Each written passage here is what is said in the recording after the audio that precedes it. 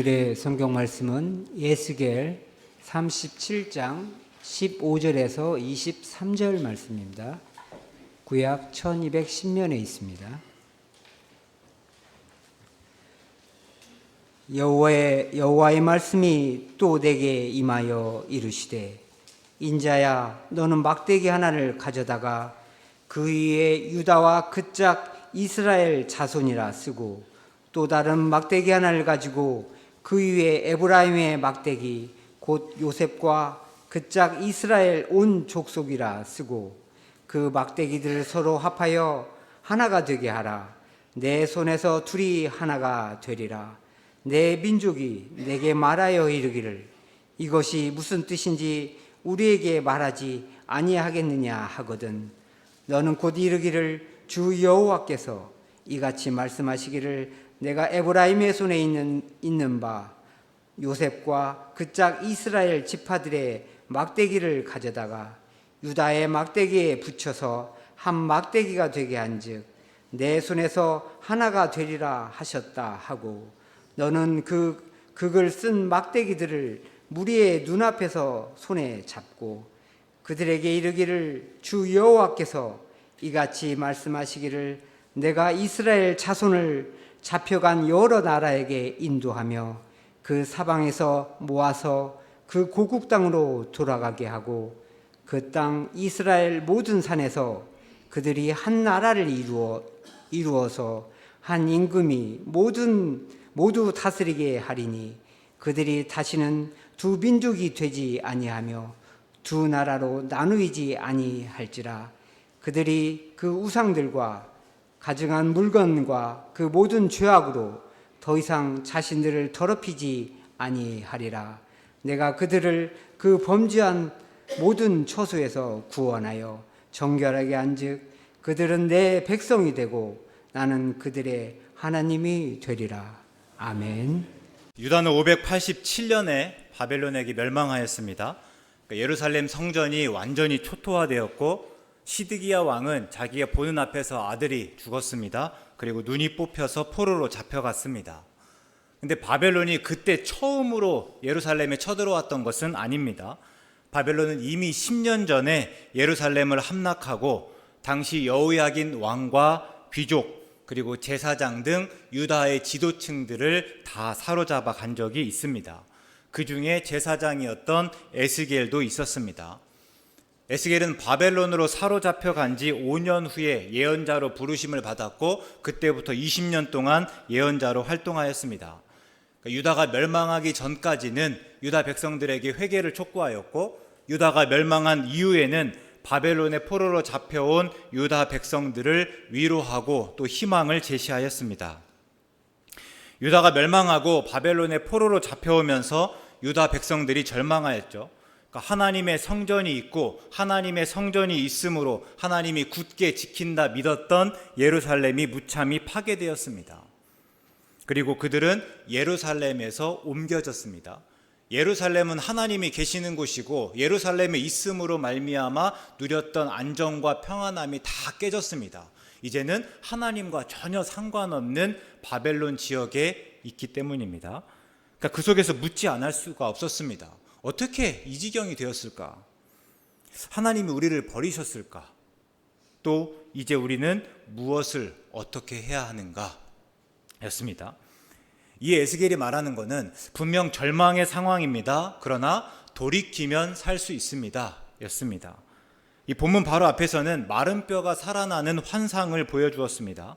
그리고 본문에서는 하나님이 이스라엘을 회복하실 것을 분명한 상징 행위로 보이셨습니다. 그러니까 막대기 2개를 가져다가 하나에는 유다와 그짝 이스라엘 자손이라 쓰고, 다른 막대기에는 요셉과 그짝 이스라엘 온 족속이라 쓰게 하였습니다. 그러니까 각각 유다와 이스라엘을 대표하죠. 그리고 그 두 막대기를 하나로 합하는 모습을 보였습니다.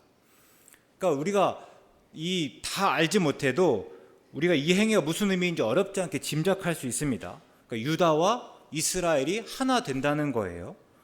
그런데 당시 사람들에게는 이 의미를 안다는 것이 그렇게 쉽지만은 않았습니다. 먼저는 바벨론이 너무 강하였기 때문입니다. 그러니까 바벨론이 현재 너무 강하기 때문에 그 바벨론으로부터 벗어날 수 있다, 바벨론으로부터 독립할 수 있다 하는 생각 자체를 못했던 거죠. 우리가 일제 강점기 때 수많은 지식인이라고 하는 사람들이 이 친일 행위에 동참하였습니다. 왜 그랬는가? 도대체 그 사람들이 왜 친일 행위에 나섰는가? 그래서 그 사람들에게 그 이유를 묻고 그 사람들이 어떻게 핑계대는가 한번 들어보니까요, 조선이 독립할지 몰라서 그랬다고 합니다. 그러니까 다르게 말하면 일본이 너무 강해서 조선이 과연 독립할 수 있을까 생각조차, 꿈에서조차 생각조차 할 수 없었기 때문에 친일로 돌아섰다는 거예요. 그걸 핑계라고 되냐 하는 생각이 듭니다. 근데 아니, 아무리 독립할 수 없다고 해서 반대로 친일하는 게 맞는가 싶은데, 어쨌든 지식인들이라고 하는 그분들의 이 셈이 그랬어요. 일본으로부터 독립할 수 없을 듯하니 차라리 일본 편에 붙어서 잘 먹고 잘 살아보자 하는 거였다는 거예요. 근데 바벨론에 사로잡힌 유다 백성들이 이와 같았습니다. 유다가 독립할 수 있을 거라고는 생각조차 할 수 없었죠. 그래서 지금 에스겔이 상징 행위를 통해서 유다가 회복될 것을 이야기하지만 다 알아듣지 못하는 겁니다. 또 그들이 알아듣지 못하는 다른 이유는 이스라엘 때문입니다. 이스라엘은 솔로몬이 죽고 나서 남의 유다와 북의 이스라엘로 나뉘었습니다. 그리고 그때 이후로 유다와 이스라엘은 한 번도 통일을 이루어 본 적이 없습니다. 오히려 서로 적으로서 살았죠. 그러다가 이스라엘이 유다보다 140여 년 일찍 아수르에게 멸망하면서 뿔뿔이 흩어지고 흔적조차 없이 되었습니다.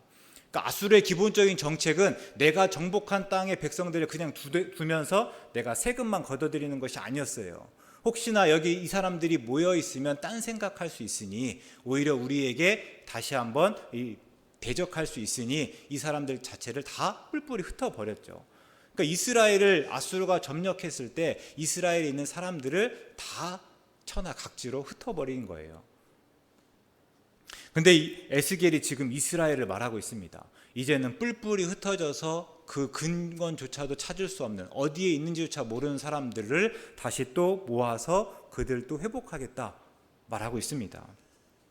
그래서 유다 백성들이 그 의미를 다 알지 못하고 뜻을 물을 수밖에 없었죠. 그때 하나님께서 대답하십니다. 유다와 이스라엘을 하나가 되게 하겠다. 그런데 그 주체가 누구인가 보니까요, 하나님입니다. 유다와 이스라엘을 하나 되게 하시는데 내 손에서, 즉 하나님 손에서 그렇게 하시겠다 말씀하시는 거예요. 또 하나님은 그들을 잡혀간 여러 나라에서 인도하시며 또 사방에서 모아서 고국 땅으로 돌아오게 하시겠다 말씀하십니다. 하나님이 이 모든 일을 다 주도하십니다. 그러니까 절망을 희망으로, 심판을 회복으로 바꾸시는 분이 하나님이시다 하시는 것을 보이고 있죠. 이런 하나님의 말씀은 자연스럽게 에스겔 34장의 말씀을 떠올리게 하고 또 연관 지어집니다. 하나님은 유다가 심판받는 이유를 물론 유다 백성들의 죄 때문이기도 하지만 그 가운데 유다의 거짓 목자뿐이라서다라고 말씀하십니다. 그러니까 거짓 목자는요, 자기만 위하는 사람들입니다. 양떼를 먹이지 않죠. 양떼에게는 관심도 보이지 않고 양떼가 어떻게 되든지 간에 나만 잘 먹고 잘 살면 되는 것처럼 살았던 사람들이 이 거짓 목자들이에요. 그래서 34장 4절에서 이렇게 말하시죠.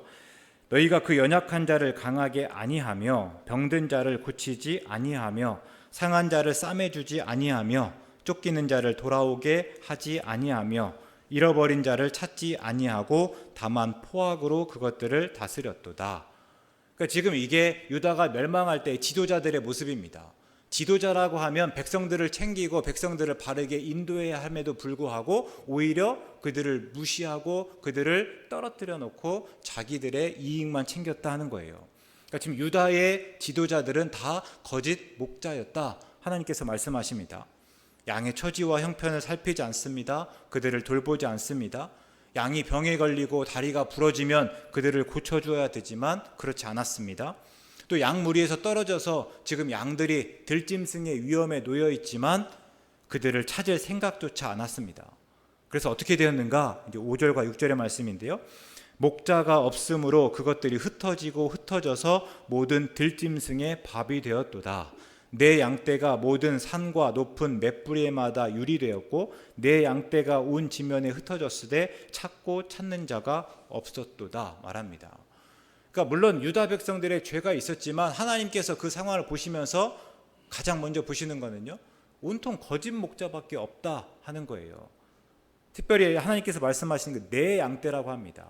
그러니까 유다 백성들은 하나님의 양떼, 하나님의 것인데 그들을 소위 말해서 지도자들에게, 목자들에게 맡겨놨더니 이 내 양떼를 돌보는 것이 아니라 자기들의 배만 불리고 있었다 하는 겁니다. 그래서 하나님께서 거짓 목자들에게 진노하시고 이제는 내가 직접 내 양을 건지시겠다 말씀하십니다. 이게 10절 하반절의 말씀인데요. 내가 내 양을 그들의 입에서 건져내어서 다시는 그 먹이가 되지 아니하게 하리라 말씀하십니다. 이제는 내 양을 거짓 목자들에게 맡기지 않겠다. 하나님이 친히 선한 목자가 되어서 내 양들을 돌보시겠다 말씀하시는 거예요.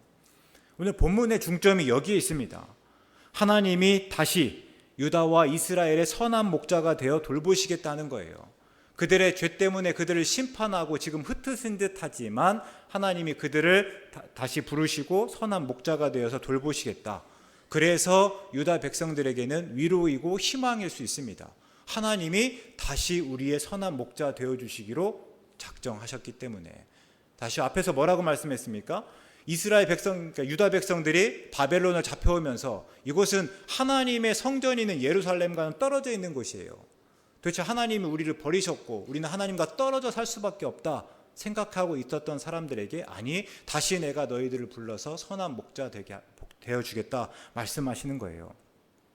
제가 얼마 전에 약할 때 강하다는 역설을 살아냅시다 이렇게 한번 말씀드렸는데요. 그런데 우리가 잘 아는 게요, 그 일이 절대 쉽지 않습니다.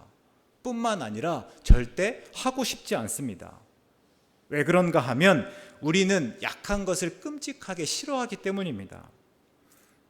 우리는 약할 때 강하다 하는 역설이 아니라 강할 때 강하다 하는 정설을 살고 싶어 합니다. 그래서 어떻게든 내가 가진 자원을 개발하려고 하고 내게 지푸라기 같은 가능성만 있어도 그 가능성을 붙잡고 그것을 희망으로 여깁니다. 근데 성경은 분명히 말씀합니다. 우리에게는, 우리 안에는 희망이 없습니다. 희망은 밖으로부터 옵니다. 밖은요, 오직 하나님으로부터 옵니다. 우리 출애굽기 14장을 한번 떠올려 보실게요. 이스라엘 백성들이 지금 진퇴양난에 빠졌습니다. 이러지도 못하고 저러지도 못합니다. 앞에는 홍해가 가로막고 있고 뒤에는 애굽의 군대가 뒤쫓아오고 있습니다. 이스라엘 백성들이 하나님께 부르짖는 반면에 모세를 원망하였습니다. 그때 하나님께서 모세를 통해서 주신 말씀이 이렇습니다. 13절의 말씀인데요. 모세가 백성에게 이르되 너희는 두려워하지 말고 가만히 서서 여호와께서 오늘 너희를 위하여 행하시는 구원을 보라. 너희가 오늘 본 애굽 사람을 영원히 다시 보지 아니하리라. 그러니까 하나님께서 하시는 말씀이요, 구원은 무엇입니까? 여호와께서 우리를 위하여 행하시는 일입니다. 누가요? 여호와께서 우리를 위하여 행하시는 일이다. 그래서 우리가 구원을 위해서 하는 일이 전혀 없습니다. 그래서 하는 이야기가 다만 가만히 서서 구원을, 그러니까 가만히 서서 여호와께서 우리를 위하여 행하시는 일을 보라 할 뿐이에요. 하나님께서 구원하시고 우리는 그냥 볼 뿐입니다. 그래서 우리가 구원을 은혜라고 합니다. 은혜가 무엇인가 하면 우리에게 꼭 필요하지만 우리는 할 수 없는 그 일을 하나님께서 해주시는 것입니다. 그래서 로마서에서 바울이 은혜를 어떻게 말하는가 한번 보면 하나님께 받아들여지려면 의인이어야 되는데 내가 의인이 아닙니다. 의인은 없나니 하나도 없고 의인이 되려고 하면 할수록 오히려 더욱 죄인인 나를 발견한 뿐입니다. 그러니까 내가 하나님께 받아들여지기 위해서 의인이 되려고 하는데 의인이 되려고 하면 할수록 내가 죄인이 되는 거예요. 의인이 되려고 하면 할수록 내가 죄인임을 깨닫게 되는 거예요. 그래서 바울이 어떻게 탄식하는 겁니까? 로마서 7장 24절의 말씀을 보면 오호라 나는 곤고한 사람이로다. 이 사망의 몸에서 누가 나를 건져내랴 합니다. 내가 나를 구원할 수가 없습니다. 내가 나를 구원하기 위해서 애써 보지만 내가 나를 구원할 수 있는 방법이 없습니다. 그래서 하는 고백이요, 누가 나를 건져내 주어야만 한다 하는 거예요. 도대체 누가 나를 건져내 줘야 되는데 그 누가 누구인가? 이게 탄식한 내용입니다. 그런데 하나님께서 그 누가 되어 주셨습니다. 하나님이 세상을 이처럼 사랑하셔서 유일하신 아들을 우리에게 내어주셨고, 그 아들 예수 그리스도가 우리 죄를 대신하여 십자가에 달려 죽으심으로 우리를 사망의 몸에서 건져내 주셨습니다. 마태복음 1장에서 한 나병 환자가 예수님에게 소리쳤습니다. 예수님, 원하시면 저를 깨끗하게 하실 수 있습니다. 근데 그 모습을 보면서 예수님 어떻게 표현되어 있냐면 41절에요. 예수께서 불쌍히 여기셨다 말하고 있습니다. 근데 여기서 불쌍히 여기셨다 하는 의미는요, 마음이 찢어졌다 하는 거예요. 예수님 앞에 나와서 예수님, 내가 할 수 있는 것들이 아무것도 없습니다. 내가 많은 것들을 다 해보았습니다. 할 수 있는 것들 다 해보았지만 내가 이 병 고칠 수 있는 능력이 없습니다. 예수님께서 고쳐주시옵소서. 이렇게 말씀하시는 나병 환자를 보면서 예수님의 마음이 찢어지셨다 하는 거예요. 예수님이 그런 우리를 보면서 목자 없는 양처럼 여겼습니다. 그러니까 아무것도 할 수 없고 내가 어떻게 할 줄 모르는 그 백성들을 보면서 목자 없는 양같이 여기셨고, 예수님이 선한 목자가 되어 주셨습니다. 이게 요한복음 10장 11절의 말씀이죠. 나는 선한 목자라. 예수님이 선한 목자가 되어 주셨습니다. 예수님이 선한 목자로서 우리를 위해서 하신 일이 무엇이죠? 선한 목자는 양들을 위하여 목숨을 버린다 말씀하십니다. 그러니까 예수님께서 우리를 불쌍히 여기셔서, 예수님이 우리를 보실 때 마음이 찢어지셔서 예수님이 우리를 위하여 목숨을 버리심으로 우리를 구원하여 주셨다 하는 말씀이에요. 여러분, 구원은 밖으로부터, 구원은 하나님으로부터 옵니다. 그래서 구원은 오직 은혜로 주어지는 거예요. 우리가 그 구원을 그 은혜로 얻는 것이 아니라 주어졌을 때 받을 뿐이다 하는 거예요. 그래서 우리는 하나님을 신뢰할 때 비로소 위로와 희망을 얻을 수 있습니다. 우리가 경험적으로 잘 알고 있지 않습니까? 우리가 계몽주의 시대, 그리고 19세기 자유주의 시대를 지나면서 세상은 우리의 이성을 신뢰하였습니다. 우리가 뭐든지 이룰 수 있을 것처럼 여겼죠. 과학의 발달을 통해서 역사의 진보 혹은 도덕적인 진보를 이룰 것처럼 기대하였습니다. 그러니까 하나님이 없어도 되는 것처럼 큰 소리 쳤던 게 그 당시 상황입니다. 하나님이 없어도 우리가 잘 살 수 있을다 말았고, 그 길을 찾는 여러 가지 노력들을 했습니다.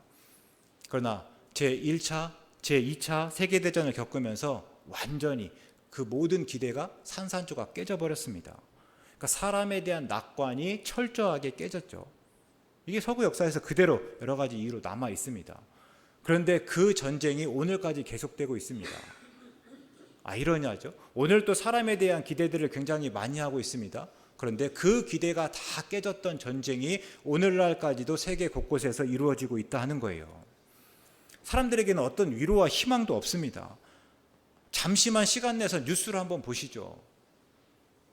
도대체 그 가운데 무슨 소망을 찾을 수 있겠습니까? 사람이 아무런 조건 없이 공동의 선을 과연 꾀하고 추구할까요? 과학이 발달하고 의료기술이 좋아진다고 해서 모든 사람이 그 혜택을 골고루 누릴 수 있을까요? 언제부터 우리 사회의 화두가 공정과 상식입니다. 그러면 우리 사회가 그래서 얼마나 지금 공정하고 상식적입니까? 지금은 그렇다 치겠지만, 그러면 앞으로 우리 사회는 과연 공정하고 상식적인 사회가 될까요? 저는 그렇게 생각하지 않습니다. 레리 킹이라고 혹시 아시는지 모르겠습니다. 그러니까 토크쇼의 제왕이라고 불리는 앵커입니다. 근데 레리 킹이 빌리 그레이엄 목사가 85세 때에 가서 인터뷰를 했습니다. 레리 킹이 먼저 물었죠. 목사님은 평생 하나님의 일들을 해오셨잖아요. 그래서 하나님의 영광을 드러냈으니 그 삶에 후회가 없으시겠습니다. 말했더니 이 빌리 그레이엄 목사가 대답하였습니다. 아니요, 후회투성입니다. 지구를 다녀간 인생 중에서 저만큼 큰 실패자가 없을 것입니다 하면서 빌리 그레이엄 목사가 계속해서 말하는 거예요. 저는 평생 22억 명에게 복음을 전하였습니다. 또 제 전성기라고 할 수 있었던 75세 때에는 한 해에만 250만 명을 구원으로 초청하였습니다. 그러니까 내가 복음을 전하였을 때 한 해에 250만 명이 그 복음을 받아들였다 하는 거예요. 그런데 바로 그것이 저를 실패자로 만들었습니다. 사람 만나는 시간이 너무 많아서 하나님을 만나는 시간이 없었기 때문입니다. 라고 이야기했습니다. 우리 삶에서 중요한 것이 무엇인가? 우리가 구원이 하나님께 온다고 했을 때 그 하나님을 만나는 것, 그 하나님으로부터 오는 기쁨과 평안함을 누려가는 것, 위로와 희망을 가지고 살아가는 게 우리 삶이다 하는 것들이고요. 아무리 선한 일이라고 하더라도, 아무리 거룩한 일이라고 하더라도 내가 그 일에 뺏겨서 하나님을 만나지 못할 때 실패자일 수밖에 없습니다. 말하는 게 빌리 그레엄 목사였습니다. 마찬가지로 우리가 우리 안에서 위로와 희망을 찾으려고 하면 할수록 우리는요 더 절망하고 또 실망할 수밖에 없습니다. 우리가 하나님을 전심으로 찾고 구할 때, 그 하나님을 신뢰할 때에 우리의 참 위로와 소망이 비로소 시작된다 하는 것을 오늘 본문의 말씀을 통해서 우리에게 알려주십니다. 또 한편 하나님께서는 이스라엘 자손을 여러 나라에서 돌아오게 하실 것만이 아니라 그들이 있는 모든 처소에서 구원하여 정결하게 하실 것을 말씀하셨습니다. 23절의 말씀인데요. 그들이 그 우상들과 가증한 물건과 그 모든 죄악으로 더 이상 자신들을 더럽히지 아니하리라. 내가 그들을 그 범죄한 모든 처소에서 구원하여 정결하게 한즉 그들은 내 백성이 되고 나는 그들의 하나님이 되리라 말하고 있습니다. 이게 하나님이 이스라엘 자손을 심판하신 진짜 목적입니다. 심판은 새 이스라엘을 세우기 위한 정화 과정이었습니다. 그러니까 지금 이스라엘 백성이 이 모습 이대로는 하나님과 함께 할 수 없으니, 하나님과 거할 수 없으니 심판을 통해서 그들을 정화해 나가는 거예요. 그들을 치시고 끝내버리고자 하시는 것이 아니라 그들을 치심으로 정결하게 되어서 하나님과 함께 할 수 있는, 다시 하나님의 백성으로 받아들이기 위한 과정이었다 하는 것입니다. 그렇기 때문에 정결 없는 회복은 아무런 의미가 없습니다. 다시 심판을 초래할 뿐이기 때문입니다. T.S. 엘리엇의 황무지라는 시가 있습니다. 우리가 그 첫 구절을 들으면 다 알 수 있을 법한데요. 첫 구절 제가 읽어보면요. 4월은 가장 잔인한 달, 죽은 땅에서 라일락을 길러내고 추억과 욕망을 뒤섞으며 봄비로 둔한 뿌리들을 일깨운다. 이렇게 시작하는 시입니다. 그러니까 엘리엇은 세계 1차 대전 후에 서구 사회의 상태를 거의 황무지로 비유했습니다. 앞에서 말씀드린 대로 인간의 모든 기대가 다 깨져버렸습니다. 그러면서 사람들이 절망하고 있었던 거예요. 사람에 대한 기대가 크면 클수록 그것들이 이루어지지 않을 땐 절망하기 마련이지 않습니까? 사람에 대한 기대가 컸었는데 전쟁 한 번으로 그 모든 기대가 깨지면서 이제 모든 사람들이 절망 가운데 있습니다. 근데 더 큰 문제는요, 절망인지도 모른 채 그냥 그대로 있는 거예요. 다 살아있지만 죽은 듯 살았습니다. 그리고 그런 상태에서 깨는 것조차도 귀찮아할 때였습니다. 근데 4월이 되면서 꽃이 피고 잎이 나니 죽은 듯 살고 있는 우리의 모습이 더욱더 두드러지는 거예요. 그래서 엘리엇이 하는 이야기가 4월은 가장 잔인하다. 왜? 죽은 듯 살아가는 우리의 모습을 그대로 드러내기 때문이다 하는 이야기입니다. 근데 이 시를 조금 다르게 한번 이야기해 보면요, 우리가 4월이 잔인한 까닭은 봄이라고 꽃이 피고 잎이 나지만 어차피 여름이 지나고 가을이 지나고 겨울이 되면 다 죽지 않습니까? 죽어야 되는데 살기 때문에 또 잔인하다 이야기하는 거예요. 다시요. 굳이 봄이라고 꽃을 피우고 잎을 내는데 여름 되고 가을 되고 겨울 되면 다 죽어야 되지 않습니까? 근데 꼭 꽃이 피고 잎이 나야 됩니까? 그 모습을 잔인하다 표현하는 거죠. 굉장히 염세적인데요. 우리가 어차피 죽을 건데 굳이 태어나서 이렇게 치열하게 살아야 하느냐 묻는 것과도 일맥상통합니다. 우리가 어차피 죽어야 되는데 왜 오늘 이렇게 힘들게 살아가고 있습니까? 과연 이래야만 됩니까? 하는 물음과도 같을 수 있다는 거죠. 그래서 유다와 이스라엘의 죄로부터 돌이키지 않으면, 유다와 이스라엘이 정결하게 되지 않으면 회복이 절대 기쁠 수만이 없습니다. 단순히 회복한다고 해서 좋지만은 않다 하는 거예요. 잡혀간 여러 나라에서 돌아오지만 그 죄의 문제를 해결하지 않는 한 다시 죄 때문에 심판을 받고 흩어질 수밖에 없기 때문입니다. 그래서 이스라엘 자손에게 회복보다 중요한 것은 정결입니다. 지금 당장 이곳으로 돌아오는 것보다 중요한 것은 이곳에서 우리가 정결하게 되는 것, 정화되는 것, 그래서 하나님의 백성이 되는 것이다 하는 거예요. 우리가 내일 모레는 6.25 한국전쟁이 일어난 지 74주년 되는 날입니다.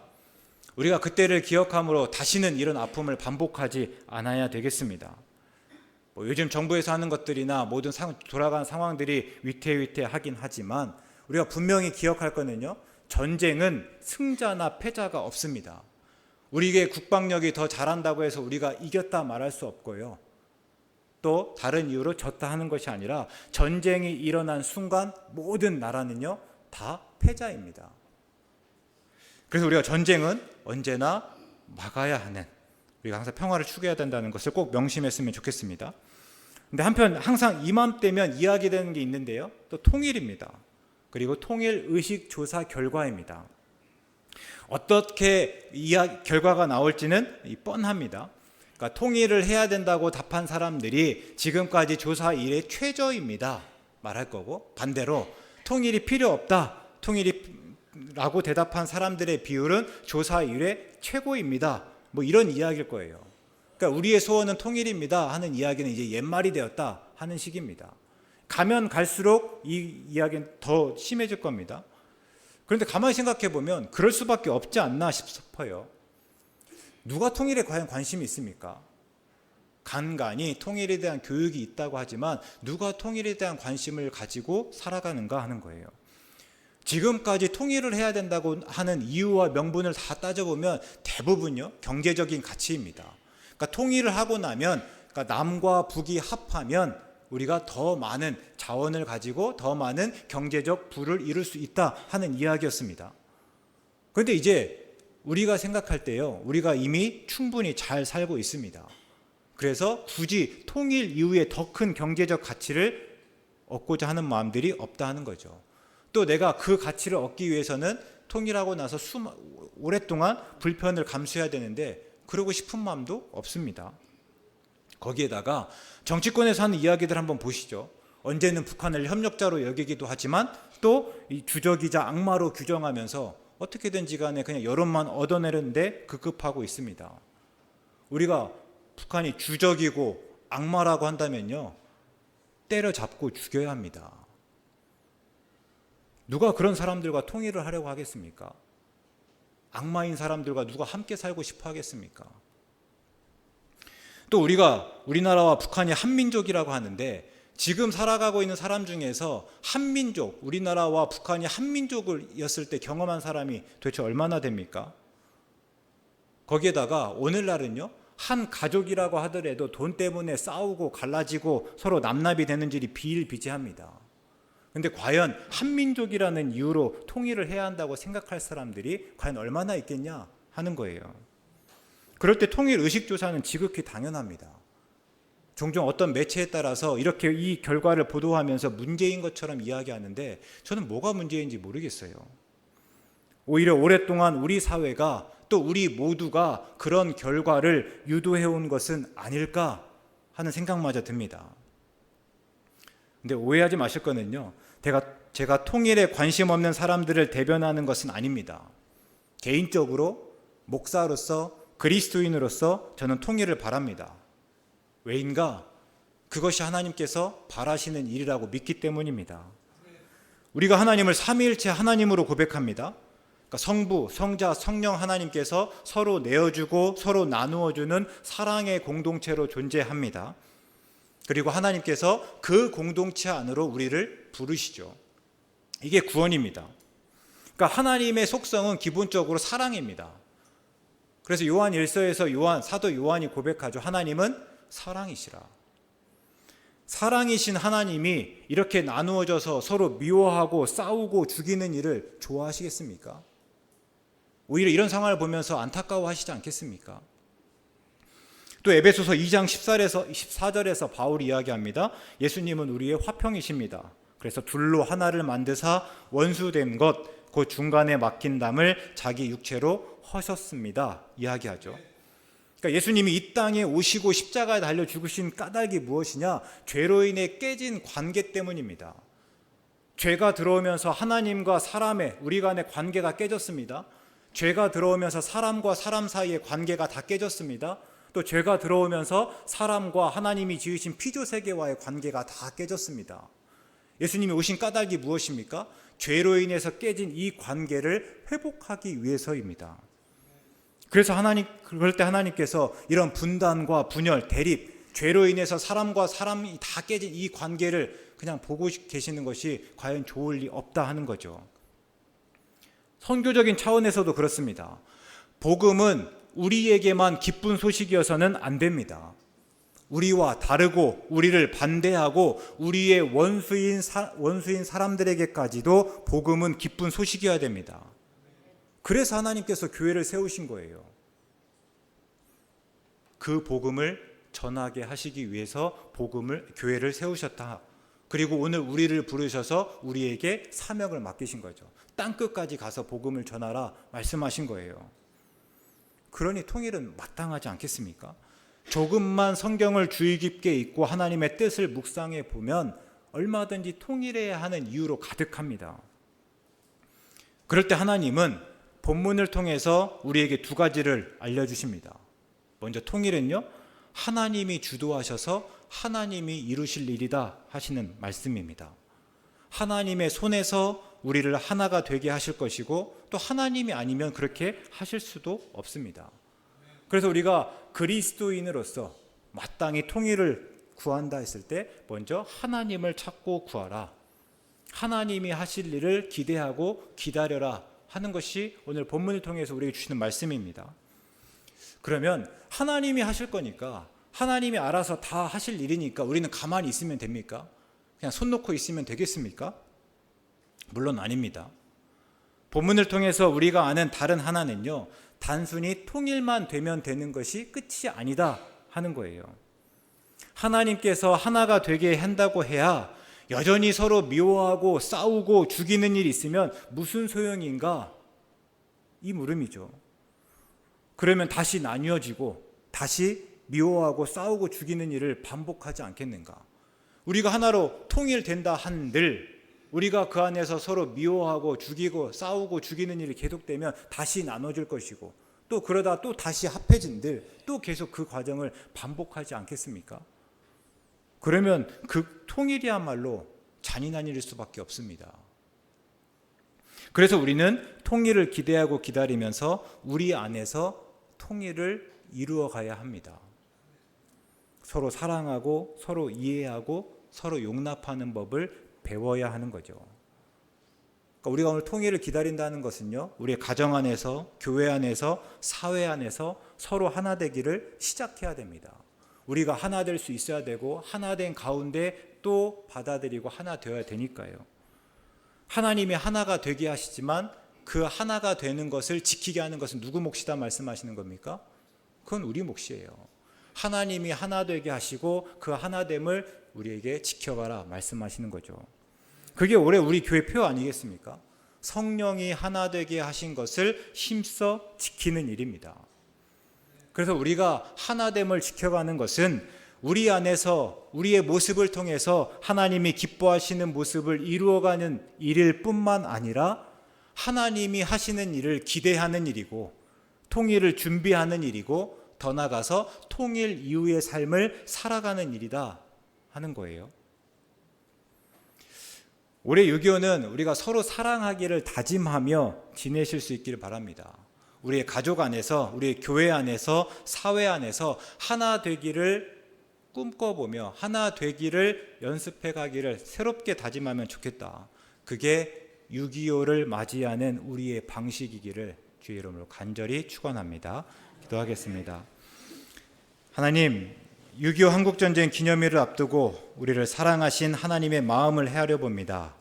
우리가 하나님의 사랑을 따라 서로 사랑하겠습니다.